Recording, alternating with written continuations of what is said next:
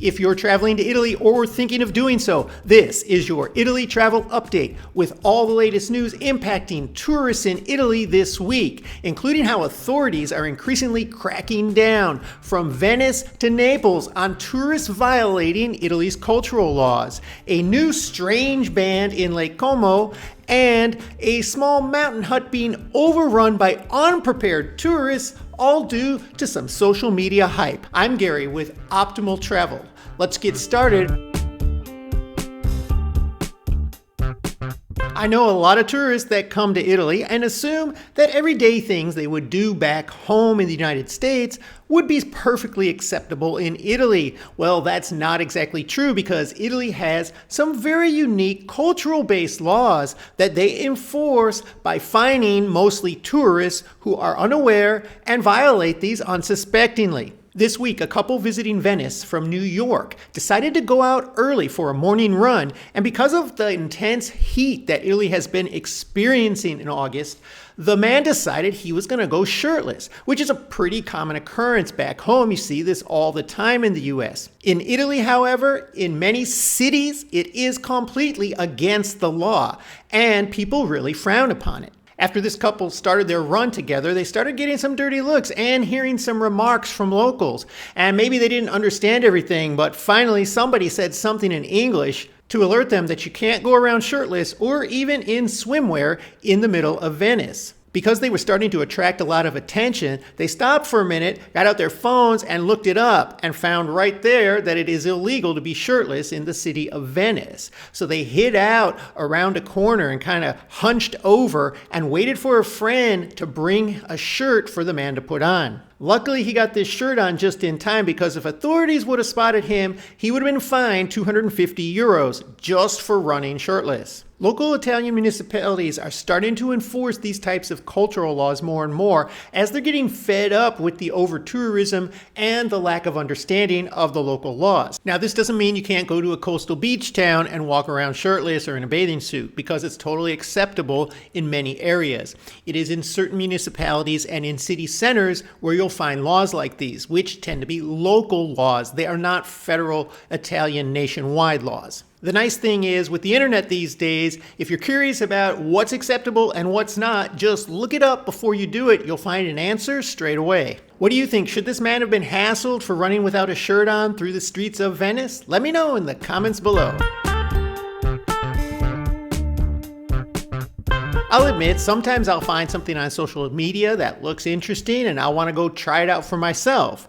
But sometimes tourists get out of hand with social media posts. And this has become more and more of a problem recently in Italy. In fact, this week, there were some viral posts going on about a mountain hut in the Dolomites and a specific type of cream-filled donut or pastry that they had, which supposedly was huge and delicious. The business featured in this viral social media post was the Friedrich August Hut, a historic mountain hut that's situated at 2,300 meters elevation, and you have to hike a long way to get up here. You can even spend the night there. They have a restaurant there, and apparently they sell these delicious, huge cream-filled donuts. And those donuts have been the draw this week, with crowds of tourists on narrow mountain paths hiking single file up the mountain to get a chance to buy one of these donuts. Now, I don't know how big of a donut fan you are, but I'm going to link a poll up here.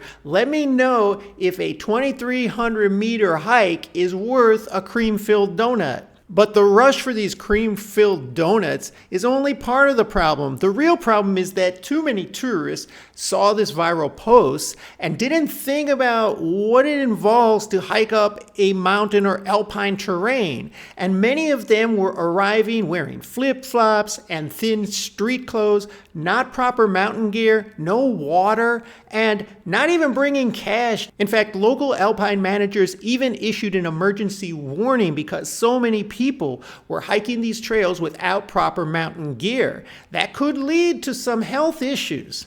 And the funny thing is that somebody from the hut reported that a lot of the people hiking up there didn't even want to buy the donuts. They just wanted to get video of them to follow this viral social media trend. If you're going to follow this trend or trek up any hiking trails in the Dolomites, make sure you have the proper mountain gear to protect yourself. There's no need to hike any mountains to get great pastries or donuts. There's these pasticcerias all over Italy. Now, I know for most people, when you think of a great beach vacation, Italy isn't the first thought that comes to mind.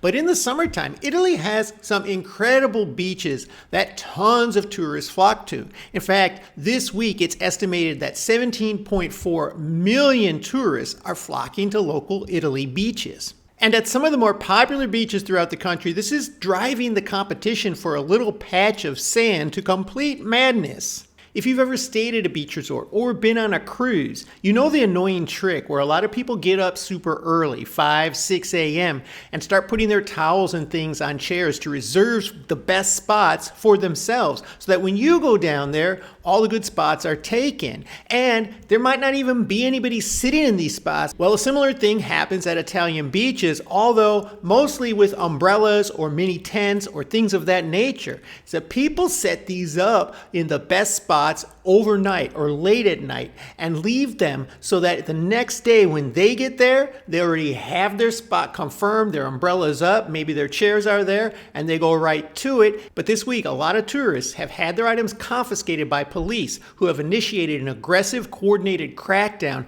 on this practice of reserving a spot at the beach. In particular, in the coastal town of Torre del Greco near Naples, police authorized an early dawn raid and confiscated and seized hundreds of sun loungers and umbrellas that were left there overnight to reserve spots on the beach. But not only are the police confiscating these items, they are actively trying to track down the people who left them there.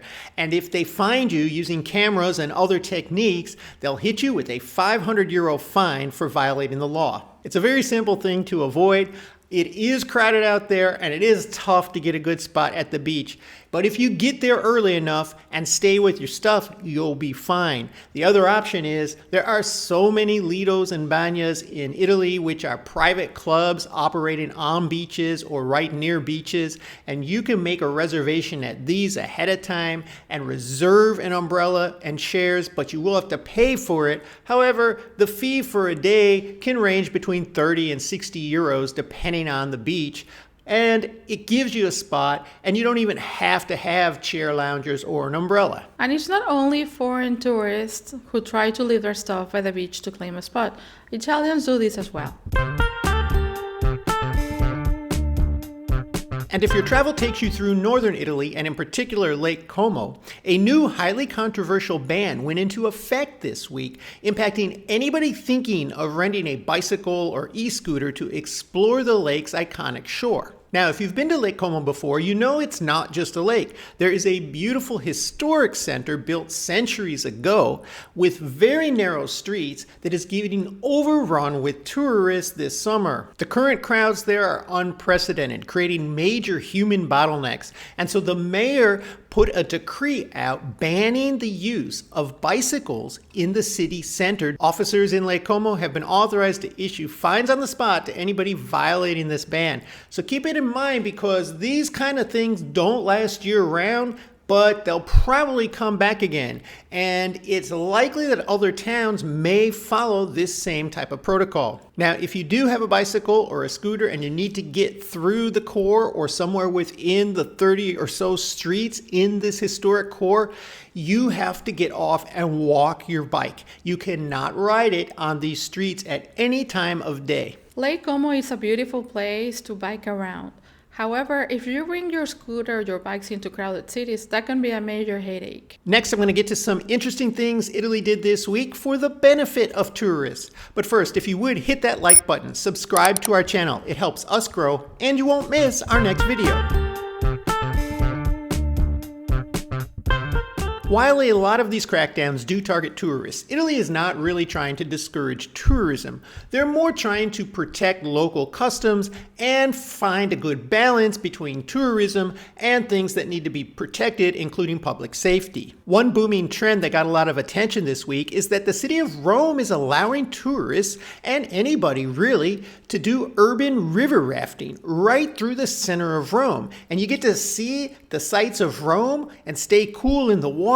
Local outfitters are cashing in on this, offering tours throughout the day and late into the night, even including rafts with aperitivo floats so you can have a drink and a snack as you're floating down the river through the sights of Rome. Also in Rome, as well as Florence and Naples, operating hours have been extended well into the evening for popular museums, archaeological sites, and other landmarks so that people can get a chance to see these things after the sun has started to go down when temperatures cool off a bit. And this also gives land travelers a great way to avoid the massive influx of cruise-related crowds, because this is the big cruise ship season in Italy as well. So if you're touring a city like Rome, Florence, or Naples, you're likely to have a heavy influx of tourists just there for the day from their cruise ship. And if you can get away and do some of these things later on in the evening, the crowds will be smaller, you'll be dealing with less people on the street, and it's overall a nicer experience in the middle of summer.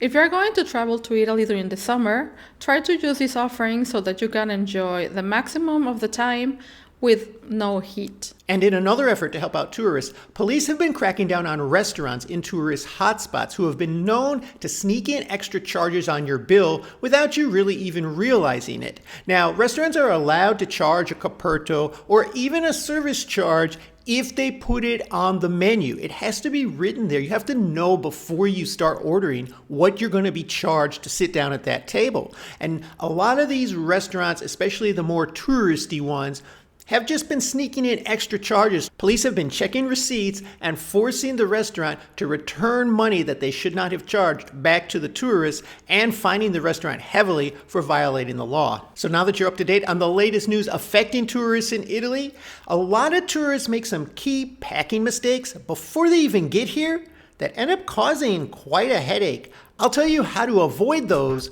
right here.